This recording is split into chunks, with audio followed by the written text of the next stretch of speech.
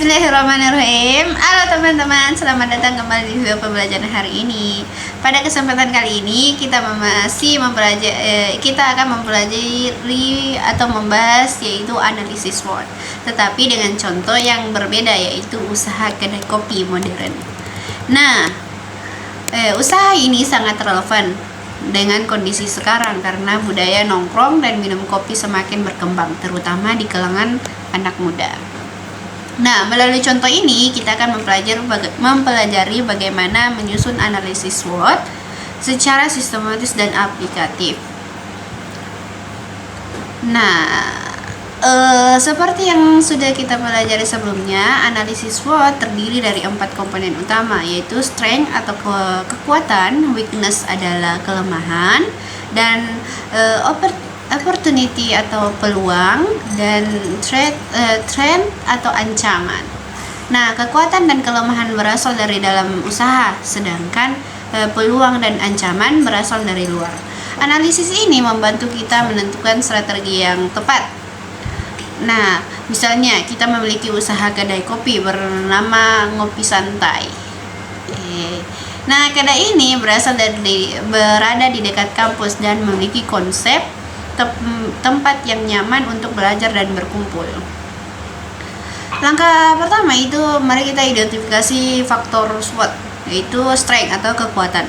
Beberapa keunggulan dari usaha ini antara lain yaitu tempatnya nyaman dan estetik, menu kopi dan minumannya cukup variatif, harganya juga masih terjangkau untuk kalangan mahasiswa, dan tersedia wifi dan colokan listrik.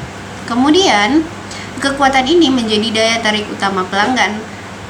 Yang kedua adalah weakness atau kelemahan yang dimiliki yaitu modal terbatas untuk ekspektasi, kapasitas tempat yang masih kecil, dan SDM atau barista masih terbatas, dan ketiga itu belum memiliki branding yang kuat.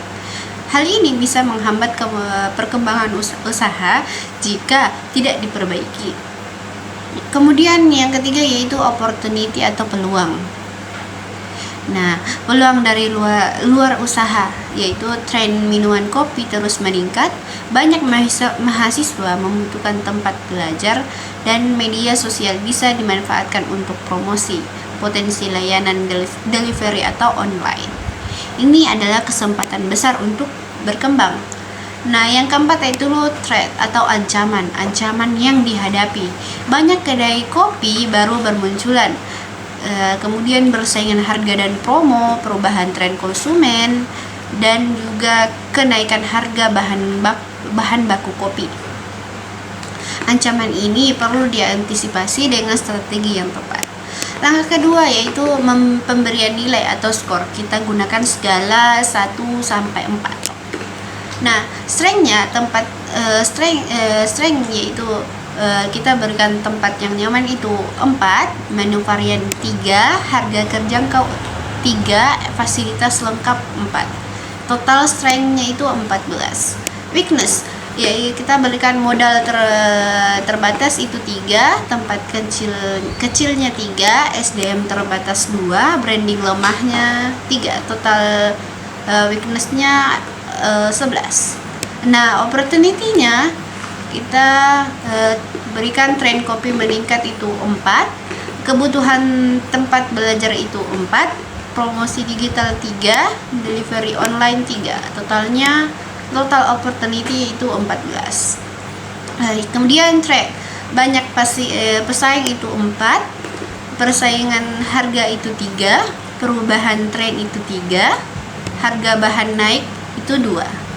Jadi total trendnya itu adalah 12. Langkah ketiga yaitu analisis hasilnya. Dari hasil tersebut, strength adalah 4, lebih besar dari weakness 11, opportunity 11 lebih besar dari trend 12. Artinya usaha kedai kopi ini memiliki kondisi yang cukup kuat untuk peluang berkembang dan besar, namun tetap perlu strategi untuk menghadapi persaingan. Langkah keempat yaitu menentukan strategi. Nah, strategi SO atau strength of opportunity. Nah, memanfaatkan tempat nyaman untuk menarik mahasiswa, promosi aktif di media sosial, dan konten menarik. Kemudian strategi WO atau weakness opportunity. Nah, memanfaatkan media sosial untuk branding dengan biaya rendah, mengembangkan layanan delivery untuk menambah pemasukan. Kemudian strategi ST atau strength trade, atau yaitu menjaga kualitas rasa kopi agar unggul dari pesaing, memberi pengalaman pelanggan, yaitu memberikan pengalaman pelanggan yang lebih baik. Kemudian strategi WT atau weakness trade, yaitu mengatur biaya operasional agar tetap efisien, meningkatkan kemampuan SDM agar lebih profesional. Kemudian, dari contoh ini kita bisa memahami bahwa analisis SWOT sangat penting dalam merancang strategi usaha. Dengan analisis yang tepat, kita bisa melihat potensi sekaligus resiko yang ada, sehingga usaha dapat berkembang dengan lebih terarah. Semakin detail analisis yang dibuat, maka semakin baik keputusan yang bisa diambil. Baik, terima kasih sudah menyimak sampai akhir. Sampai jumpa di pembelajaran berikutnya. Assalamualaikum warahmatullahi wabarakatuh.